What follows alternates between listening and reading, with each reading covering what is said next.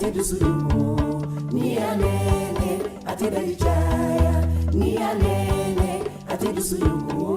Ayo bismillah Cherif la TV Jabarani sanfɛ aw ɲɛmɔgɔ denmuso n'aw balimamuso Fatou Sidibe la ka bɔ société Aminata Konate la. Société Aminata Konate ni bɛɛ b'ale dɔn ni baramuso ye. Ale ni Cherif la jɛra ka jɛmukan sigi n'an b'a wele ko baramuso ka Guajara. An ka bi Guajara an bɛ Yɔrɔjanbugu de la. An b'an ba dɔ fɛ yan nɔ a bɛna tɔgɔ n'a jamu fɔ an ɲɛna o n'a bɛna min labɛn bi k'o yira an na. An minnu y'an lasɔrɔ sisan Cherif la TV Jabarani sanfɛ an bɛ Guajara la bi an bɛ Yɔrɔjanbugu de la an b'an ba dɔ fɛ yan nɔ a sigilen bɛ kɛrɛfɛ a bɛna tɔgɔ n'a jamu fɔ an ɲɛna o n'a bɛna min labɛn bi k'o yira an na. A ni tile ne ba. Somɔgɔw bɛ yen. Ne tɔgɔ Madame Kulibali Adamu Jakite. Ne bɛna sumala de tobi bi k'o yira aw la. Ne ye baramuso nafɛnw ye. Ne ba bɔra k'a fɔ sisan k'a tɔgɔ ye ko Madame Kulibali Adamu Jakite k'a bɛna min dilan ni baramuso ka Guajara ye sumalana ye. O sumalana o bɛɛ bɛna dilan ni baramuso ka nafɛn. An k'an sigi ɲɔgɔn fɛ an ka Madame Kulibali ka ni sumalana nin lajɛ. Madame Kulibali, baramuso ka Guajara ale tɛ kɛ baramuso ka nafɛn kɔ. Ni baramuso y'a ŋaniya ka na ni segin di ma k'i dɛmɛ i la tobili la. Baramuso mɔgɔw diyara n ye. Baramuso nafɛnw ka di ne ye kojugu. A ka di wa a bɛ musow lafiya. A dabɔra musow ka lafiya kama wa muso i tugurala ye i ta y'i ka baara ye. Fatou sani ka baara daminɛ n bɛna n tɛgɛ ko ka jɛ la pour que ka n tɛgɛ sanuya ka baara in daminɛ n'o ye. Tobili tɛ taa sanuya kɔ. Nin y'a haute lavelle ye.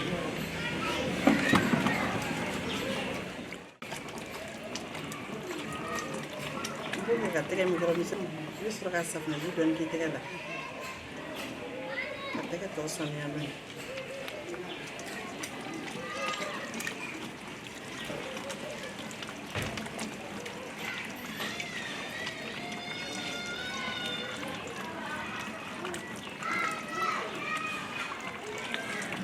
Ne ka sumalana in bɛ dilan ne ye sogo fɔlɔ kɛ sogo bɛ k'a la. N'i b'a daminɛ i bɛ sogo fɔlɔ kɛ daga la sogo o filɛ nin ye baramuso ka sitube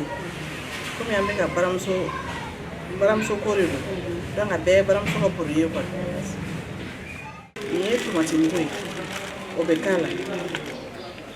fagoyi nafɛn o fana bɛ k'a la sɛba bɛ k'a la sumala mugu bɛ k'a la. Komi baramuso bolo an ye forontomugu fɛn yan nɔ o bɛ yan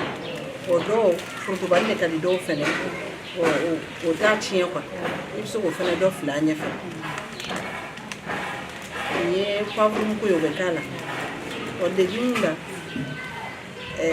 gɔyɔ bɛ k'a la pomme de terre bɛ k'a la ani forotobani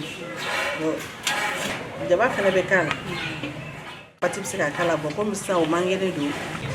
ayiwa sisan Fatou n bɛna daga in sigi yasa mɔgɔw pɛrɛnna ka baramuso dumuni ko kɔnɔ a ko ka se ka teliya dɔɔni. N ye barama sigi da kan sisan n bɛ situlu de k'a la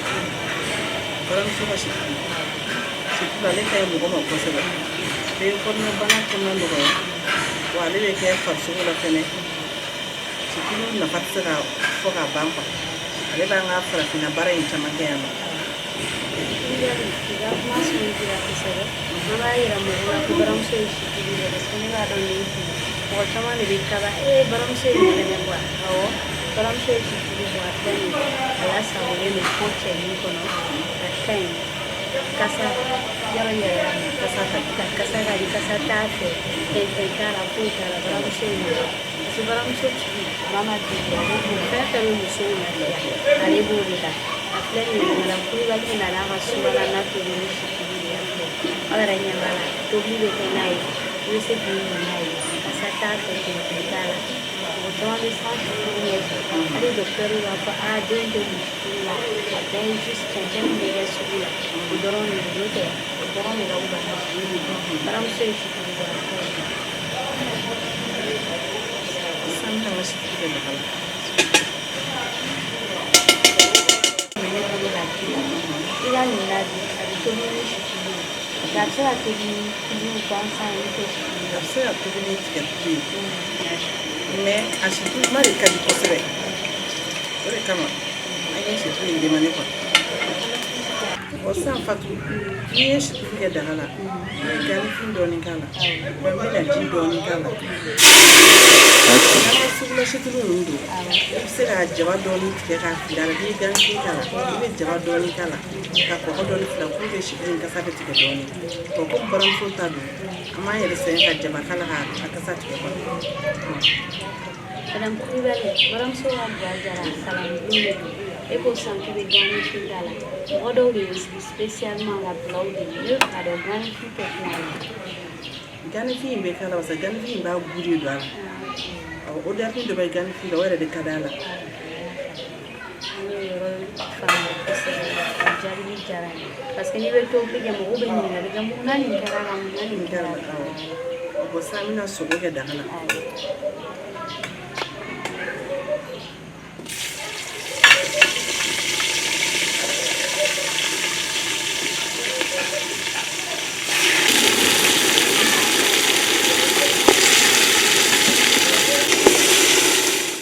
Sogo fitinin fili sogo la pour que o tiɲɛ dɔɔni an bɛ daga in datugu dɔɔni sogo in na jiran dɔɔni. Ɲininkali dɔ bɛ ne fɛ i ko sumalama tiɲɛ yɛrɛ la ne ma deli ka nin sumalama tobi cogo ye ne fɛ k'a dɔn e nin de ye Ne ye nin ye denmuso dɔ la n taara fili nɔ ale ye fɔlɔ de ye o b'a wele madame Mayiga Tawu donc ne y'a ye a bara a bɛ k'a dilan a diyara n ye surtout a don n taara sɔrɔ a bɛ ka kɛ ne baramuso produit gansan de donc o diyara n ye parce que baramuso fɛnw ka di ne yɛrɛ ye kojugu o de y'a to ne yɛrɛ y'a ɲini fo n k'a kɛ n mara bon i m'a ye nin ye cave de a bɛ de bɛ k'a la baramuso la fana cave ni ganifin dɔrɔn de bɛ k'a la komi an ye baramuso la fana présenté yan nɔ kana kɛ mɔgɔw kɔnɔ ko o de bɛ k'a la justement mais nin de bɛ k'a la bon nin kɔfɛ an bɛna a ɲɛfɔ baramuso yɛrɛ mɔgɔw ɲɛna u b'a essayer ka cave in tereke tɛmɛ na k'a kɛ sachet kɔnɔ pour que a kɛnɛ bɛ nɔgɔya muso ma cogoya min na parce que o bɛ muso ka lafiya fɛ et puis i mana cave kɛ a b'a tereke tɛmɛ na de n'i y'a kɛ i ma y'a jɛra ɲɔka in nɔgɔlen don nɔgɔ in bɛ jigin jukɔrɔ mais i bɛ nin jɛlen fɛn san k'a sɛnɛ o yɔrɔ k'a bila sogo ani sogo jira ɲɔgɔn fɛ. n y'a faamuya ne ka faamuyali la e tun bɛ k'a tereke cogo min na ne kɔnɔ dugumata in yɛrɛ de bɛ ka ayi de dugumata in tɛ k'a la n'i y'a tereke sisan finman cave in ye fini de finman min b'a la o bɛɛ bɛ jigin duguma donc o ye nɔgɔ ye jɛman bɛ k'i bolo sanfɛ o de bɛ kɛ daga kɔnɔna na. sisan n'i y'a faamu nin sumalama nin nin ye kɔrɔbɔrɔw ka sumalama tobi cogo ye. Awɔ kɔrɔbɔrɔ bɛ sumalama tobi tan tɔ n'an ka bamanan sumalama tobi cogo de tɛ kelen ye différence dɔɔni b'u ni ɲɔgɔn cɛ quoi. N'an ma ɲininkali kɛ kosɛbɛ dɔw bɛ yen ko Awa Jalo ale b'i sigi ka baramuso ka guwajara lajɛ dɔrɔn donc n'an m'a fɔ ka ɲa a kana ka taa cave ni dugumata de ta sisan k'a k'a kan. Ayi a tɛ sɔn k'o k'a la parce que déjà k'a y'a ye telila ka ban n ko dugumata in tɛ k'a la donc a hakili bɛ to madame Tuwali ka kuma fɔlen na.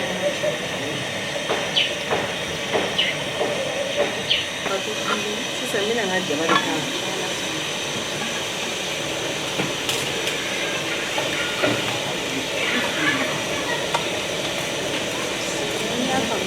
Jaba fana bɛ jiran a kan. Awɔ jaba bɛ jiran i b'a fɔ k'i ka laji jaba jiran cogoya min na n'i ye jaba ni sogo jiran ɲɔgɔn fɛ pour que jaba ka jeni o la sauce bɛ tuuru quoi. N'o y'a bɛ jaba ni sogo sanfɛ sogo ji bɛ ja yɔrɔ jaba bɛ commencer k'a ta.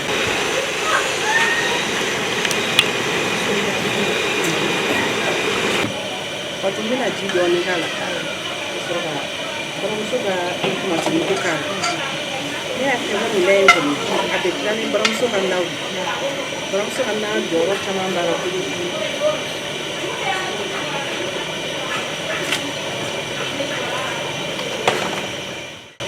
Baramuso ka tomati mugu filɛ nin ye n'i b'o k'a la i b'a jateminɛ min b'i ka daga kɔnɔ i b'o de k'a la.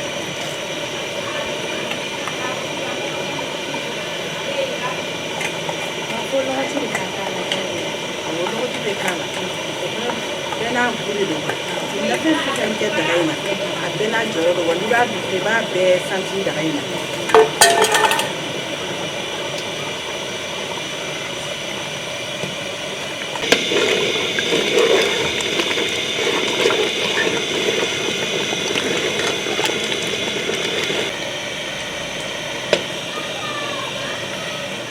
Sisan an sera daga kuntigiba yɛrɛ ma n'an ye sumala de n y'a fɔ cogoya min na donc sumala de filɛ n bolo baramuso mɔgɔw ka sumala ale cɛncɛn t'a la wa kasa ka di a ka tulu fɛnɛ donc n b'o kɛ daga la sisan nɔ a n'a bɛ yira ni ɲɔgɔn ye n'i y'a daga la i yɛrɛ b'a jateminɛ sumala hakɛya min bɛ se k'i ka daga bɔ i b'o k'a la. Madame Kulibali y'a fɔ cogo min na baramuso sumala ale tɛ yira la mɔgɔ la musow bɛ bɛn n'a kan ko baramuso sumala ye sumala lafiya ye wala cɛncɛn t'a la k'a fɔ k'i bɛ jɔ ne ye nin sumala san ka taa cɛncɛn foyi baramuso sumala bɛɛ sɔnna a y'a ɲugun a suma fɛnɛ o y'a jaabi. O kɔni ne yɛrɛ b'o confirmer baramuso ka sumala mɔgɔ nana mɔgɔw lafiyali kama parce que sumala caman bɛ yen n'i y'a san i k'a susu k'a kɛ ji la k'a dɔɔnin ka tila k'a sɛnsɛn tuguni donc o bɛɛ bɛ temps ta i b'a dafara dɔrɔn ka k'i ka daga la. Wa sumalaw fɛnɛ ka ca sugu la sisan emballage bɛ na kɛ kelen nka k'a yira mɔgɔw la ko baramuso ka sumala ni tɔw ta a différence ye min ye sisan k'ale fɛnɛ bɛ ɲɔgɔn ka sumala sɛbɛn société Aminata Konate baramuso ka sumala.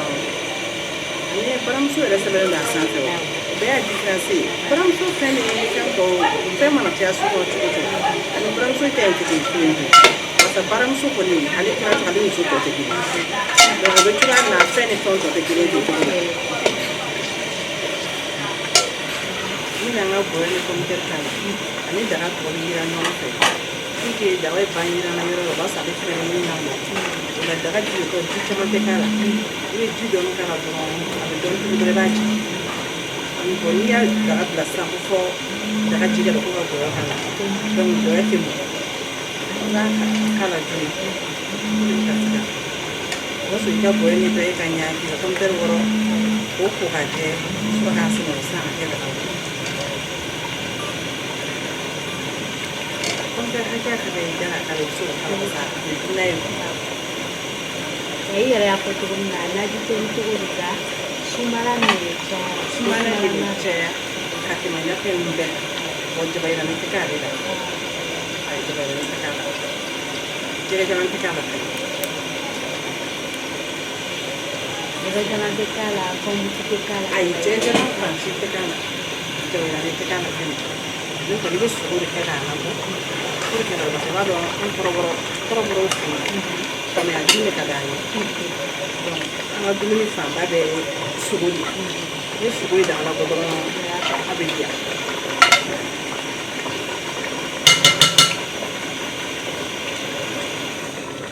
Madame Kulibali i y'a fɔ cogo min na nin ye kɔrɔbɔrɔ n'a ye mais a bɛ wele cogo di tuguni. Marimafe kɔrɔbɔrɔ b'a fɔ ko marimafe. Ani marimafe nka kɔrɔbɔrɔ u jilan b'a dɔn ka d'u ye kosɛbɛ nka nin na nin o fana bɛ se ka dun ni farine ye. Ayi nin na in tɛ dun ni farine nin na in dabɔra kini dɔrɔn de kama awɔ n'i ye kini na dɔrɔn i b'a fɔ an bɛ naji tobi kini na cogoya min na awɔ i b'a dɔn kini na kɔni i tɛ se ka bun kɔni su o la donc a bɛ ten cogo de la. Fatou k'a fɛ ka daga in ji don wa ale ji ba tɛ k'a la quoi parce que ale dugukile de ka di i y'a mɛn.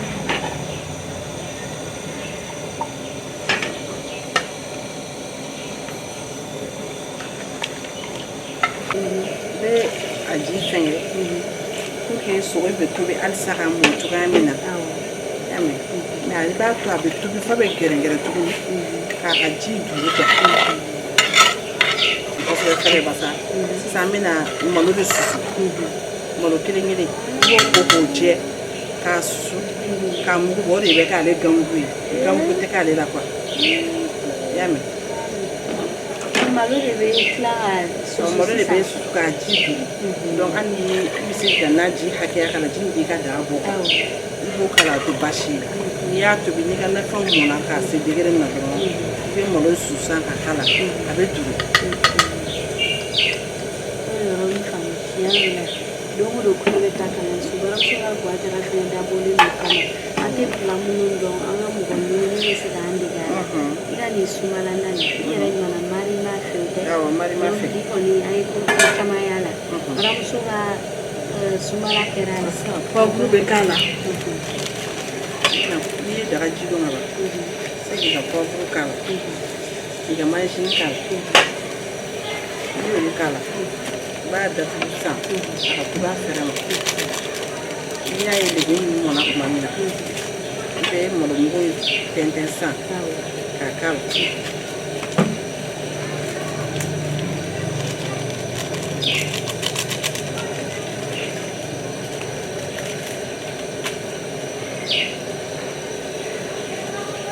ni baramuso ka sɛba ye donc kala ale ka timi kojugu i b'a jate minɛ a k'an bɛ se k'i ka daga fɛn hali ni m'ale caya la ça déjà que baramuso nafɛnw yɛrɛ ka timi donc a tɛ se i ka timiyalan caman wɛrɛ k'a la quoi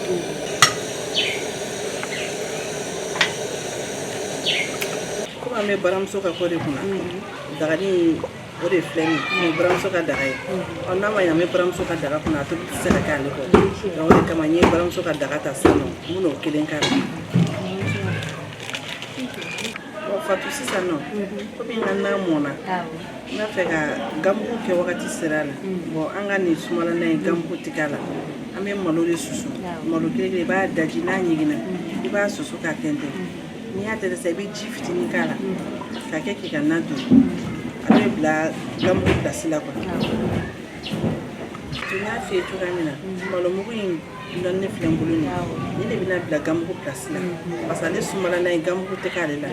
malo in y'ale gamugu pilasi ye sisan n bɛna kɛ n ka daga la n'i y'a faamu mari ma fɛ ale tɛ dilan ni malo in kɔ ayi a tɛ dilan malo kɔ i y'a kɛ cogo cogo f'i ka malo ɲini k'a la o de b'a to a tɔ bɛ ɲɔgɔn minɛ quoi sa dunni kɔrɔlen kan fo ka taa tɔ bɛ ɲɔgɔn minɛ i b'a dɔn min ka nin n'a diya ne dɔɔnin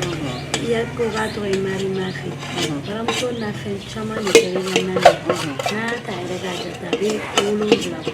ale ka na an bɛ se k'a fɔ hali baramuso na de parce que baramuso produit dɔrɔn de kɛra a la awɔ ne m'a f'i ye n ko min yɛrɛ na in diya ne ye n terimuso bara parce que n taara sɔrɔ a bɛ k'a tobi a bɛɛ baramuso ka produit de quoi o de y'a diya ne ye parce que baramuso ka fɛnw ka di ne ye a na ni muso lafiyali kama ani fɛnɛ tant que i b'ale kan i b'i ka baara la toujours i nɔ la i y'a mɛn o de y'a diya ne ye an bɛ sɔrɔ ka jigin o ye dumuni mɔlen an tɛ na in lajɛ a bɛɛ b'a fɔ a mɔna kan donc an k'a jateminɛ an ka bɔ parce que jama sigilen don kɔngɔ b'u la n'a ye kirise bɛ dɔw la o ma deli k'a nɛnɛ sabula jarakɛ yɛrɛ ale piriselen don a ko la cogoya min na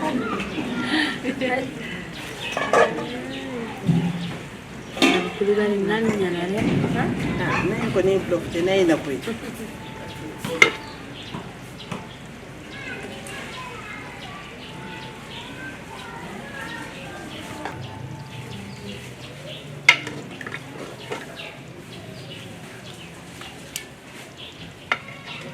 Fatou n'a ye yɛlɛma a bɛ se ka dɔ bɔ ka taa di mɔgɔ ma parce que ne sigilen filɛ yɔrɔ la sisan ne cɛ bɛ farajɛ Papisi Kulibali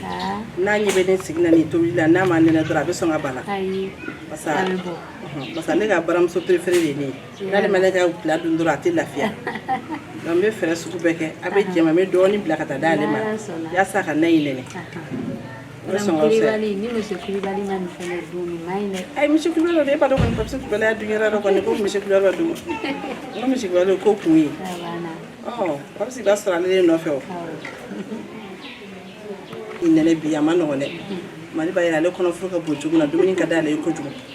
ayiwa Fatou nin ye n ka malo mɔlen ye donc sisan n bɛna taa sigi assiette la dumunikɛlaw pereselen don komi n y'a f'i ye cogoya min na mɔgɔ caman bɛ jama la o pereselen don ka dumuni in makɔnɔ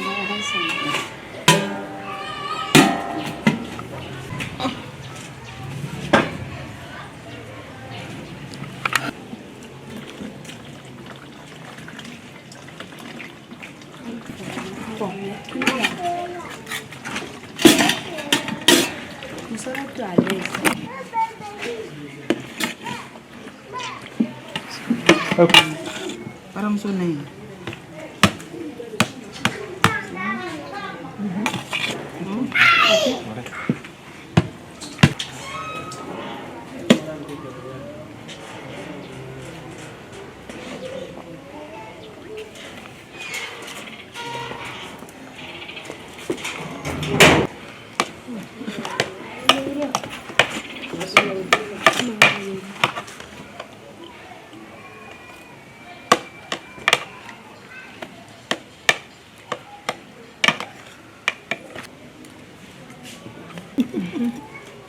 Minnu y'an lasɔrɔ sisan an b'aw ladɔnniya k'a fɔ k'a bɛ ka baramuso ka Guajara de lajɛ an sera dumunikɛyɔrɔ la an bɛ yɔrɔ janbugu la bi madame Kulibali Adamu Jakite fɛ a ye min dilan bi ko sunbala na a na kɔrɔbɔrɔ na de don u b'a wele ko marima fɛ an sera dumunikɛlaw de fɛ sisan an y'u ɲininka u ye ja min sɔrɔ nin na nin na an tile ne ba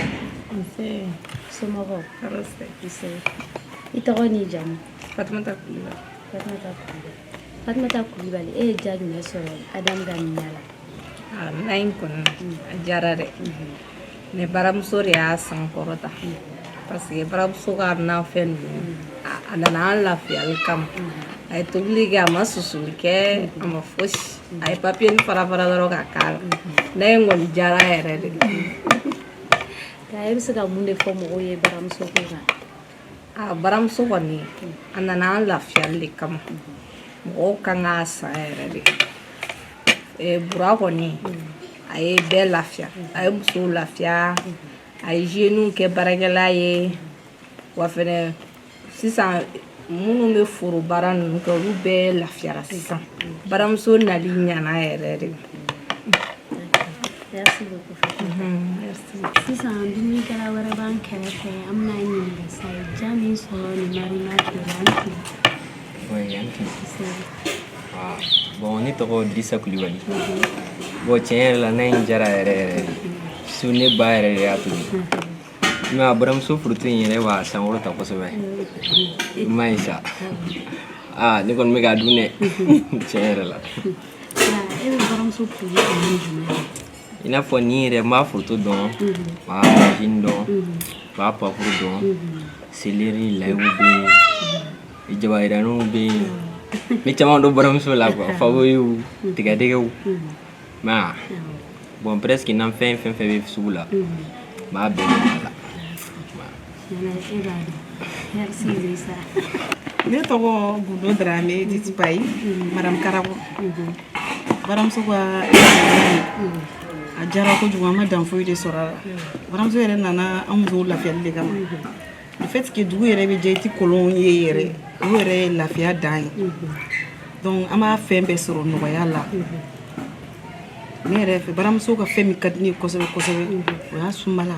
n'a tigɛdɛgɛ n'a jabayirani sinon samiya in na sisan jabayirani ɲigin na a tɛ se ka susu mais i b'a mugu sɔrɔ lafiya la donc an bɛ dugawu kɛ baramuso ye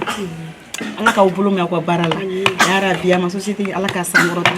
bura yɛrɛ a bɛ fɛn min ɲini ala fɛ ala k'o nɔgɔya halisa ala k'aw sankɔrɔta ala k'aw sankɔrɔta o de b'an fɛ ka fɔ aw ye ala ka dugawu amina ɲama bi yɔrɔ janbugu Guajara sela kuncɛyɔrɔ la bi an tun bɛ Madame Kulibali de fɛ Adamu Jakite ale ye min dilan k'o yira mɔgɔw la bi o ye baramuso ka sunbala na ye sunbala nin a y'a kɛ ni baramuso ka situlu baramuso ka produit min kɛra nin sunbala la a bɛ 7 bɔ n'o de fɔ Madame Kulibali ye nin na nin a bɛ wele ko marima fɛ mais an bɛ ɲini ka nin na nin kɛ baramuso ye tellement baramuso produit cayara an b'a fɔ mɔgɔw ma minnu bɛ fɛ ka baramuso ka Guajara lajɛ walima k'an wele ka taa fɔ aw fɛ a ye dan ye ka 76 15 42 68 a b'o kongo an bɛ taa aw sɔrɔ fɔ aw ka so wa baramuso ka Guajara ale bɛ bɔ chaque mercredi 17h30 samedi 17h30 chez Eclat TV la an b'a fɔ o la k'an bɛ sigida wɛrɛ baramuso i ta i ka ko ye baramuso i ta i ka ko ye Ni anene ati dalijaya, ni anene ati dusulu, ni anene ati dalijaya.